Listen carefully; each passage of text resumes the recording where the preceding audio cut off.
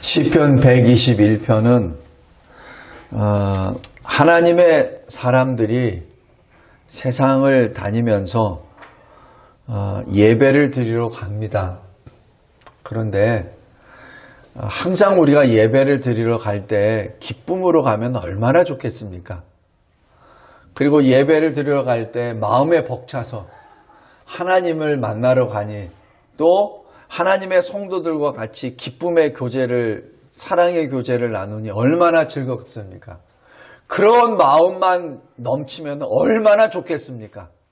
그런데 우리가 살다 보면은 예배 들어올 때 슬플 때도 많고 또 성도들을 보고 싶지 않은데 할 수 없이 올라갈 때도 있고 또 목사도 보기 싫은데 할 수 없이 올라갈 때도 있고 진짜 예배 드리기 싫은데 그때도 예배 드리러 올라가야 될 때도 있고 사업하다가 완전히 망해가지고 얼굴을 들고 누구 사람을 만나보기도 싫은데 또 올라가야 될 때도 있고 또 병 들어가지고 발을 제대로 움직일 수도 없는데 좀 쉬고 싶은데 또 예배 드리러 올라가야 되니까 올라갈 때도 있고 저 사람이 때문에 내가 참 교회 가기 싫은데 그래도 가야 되니까 그래서 또 올라갈 때도 있고 하여튼 여러 가지 케이스가 많습니다. 근데 우리가 그럼에도 불구하고 올라가는 이유는 뭐죠? 믿음 때문에, 신앙 때문에 올라가죠. 여기 1절에 이 시편 기자가 이렇게 말합니다. 나의 도움은 어디서 올꼬? 내가 지금 이 예배 드리러 올라가서 내가 하나님을 만나러 간다는데 근데 도대체 나의 도움은 어디서부터 시작되는 걸까? 근데 나는 왜 예배 드리러 오는데 이렇게 마음이 허전하지? 왜 주님을 만나러 가는데 왜 나는 이렇게 마음이 분산되어 있지? 나의 도움은 어디에 있지? 이 산에 있을까? 저 산에 있을까? 저 산에 보니 저 산은 더 높은 산인데 신령한 뭐가 있는 것 같은데 저 산에 나의 도움이 있는 건 혹시나 아닐까? 내가 지금 믿음이 있는데 믿음을 가지고 신앙생활하고 있는데 내가 잘못 믿고 있는 건 아닐까? 왜 다른 사람들은 저렇게 잘 되고 있는데 왜 나는 이렇지? 나의 도움은 어디에 있지? 라고 주변을 자꾸 두리번 하진 않습니까? 성도 여러분, 지금 시편 기자가 예배드리러 성전에 올라가면서까지도 나의 도움은 어디서 올꼬라고 부르짖으며 성전을 가면서 바른 성전을 향하는데 눈은 다른 산을 보고 있습니다. 이 산일까? 저 산일까? 이 신일까? 저 신일까? 내가 이 사람을 찾아가 봐야 될까? 저 사람을 찾아봐야 될까? 이 직장을 가야 될까? 저 기업을 해야 될까? 이 시험을 준비해야 될까? 저 공부를 해야 될까? 걸어갑니다. 그런데 시편 기자에게 바로 주님이 응답해 주십니다. 2절입니다. 아니야, 나의 도움은 천지를 창조하신 하나님에게로부터 있지. 성도 여러분, 우리가 항상 이 마지막 때를 준비해야 됩니다. 제가 전에도 언뜻 말씀드렸지만은 선교사들하고 좀 이렇게 선교 사역에 대해서 좀 얘기를 해볼 때 선교사들의 거의 다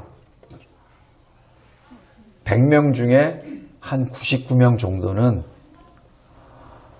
자기가 떠날 때를 미리 얘기합니다. 내가 예를 들어서 어느 선교지로 들어가잖아요. 선교지로 들어갈 때 공항에서 발을 딱 내딜 때 그 선교사는 떠날 때를 기도합니다. 그게 선교사의 마음이에요. 보통 우리가 보면은 선교사가 거기서 뼈를 묻지 이렇게 보죠. 근데 그러지 않습니다. 왜 그런 줄 아세요? 선교사는 주님이 사용하시는 그릇이거든요. 도구거든. 그래서 도구는, 그릇은 주님이 거기까지,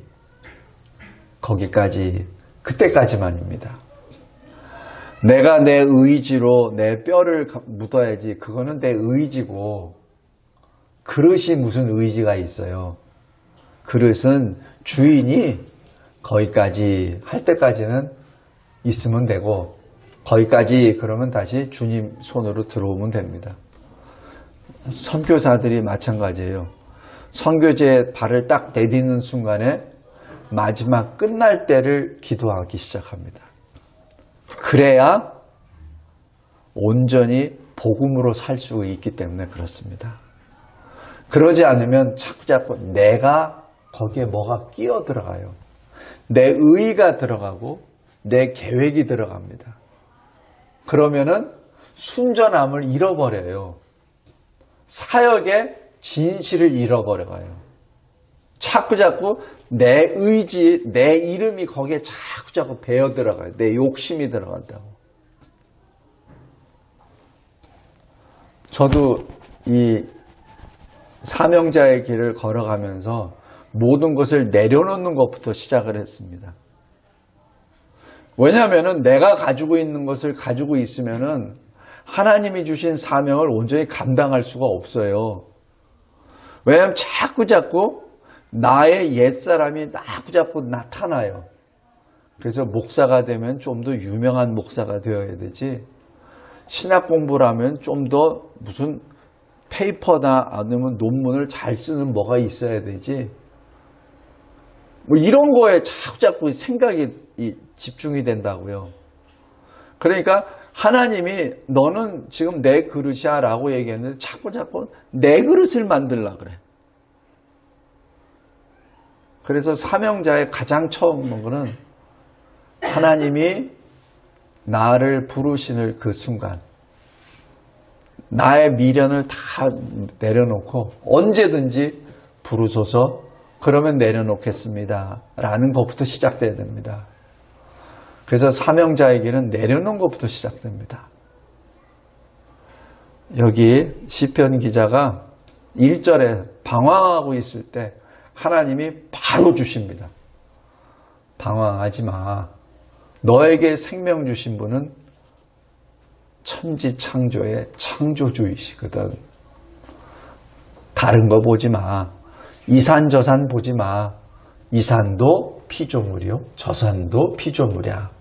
너는 피조물을 보지 말고 그 피조물을 창조하신 창조주를 봐. 그것이 너의 생명이야. 2절입니다. 그래서 3절부터 이제는 하나님 앞에 하나님을 노래합니다. 성도 여러분, 우리가 하나님을 나의 구주로 고백했습니까? 그럼 그 순간부터 하나님을 노래하는 것이 나의 인생이 되어야 됩니다. 어떻게 노래한다고요? 내가 만난 주님을 노래해요. 시편 기자가 만난 주님이 뭐죠? 3절에요. 하나님은 나를 지켜주시는 이야. 야곱이 요셉에게 고백할 때 뭐라고 하는지 아세요? 그 아들 요셉에게 나를 기르시고 나를 지키시고 나를 나되게 하신 하나님, 이렇게 부릅니다. 바로 앞에 섰을 때도 마찬가지 그렇게 말을 해요. 나의 연수가 오래지 않습니다. 그러나 내가 참 힘들게 고난의 길을 걸어왔습니다. 왜? 그 고난 가운데 주님이 함께 하셨다는 것을 지금 고백하는 거죠. 최근 들어서 제가 아는 목사님 두 분이 소천하셨어요.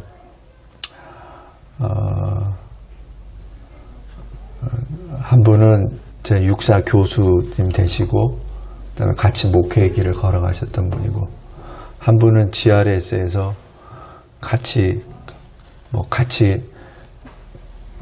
교수 사역도 하지만은 그래도 그분은 큰 목사님이시고, 근데 코로나로 인해서 그냥 가셨어요.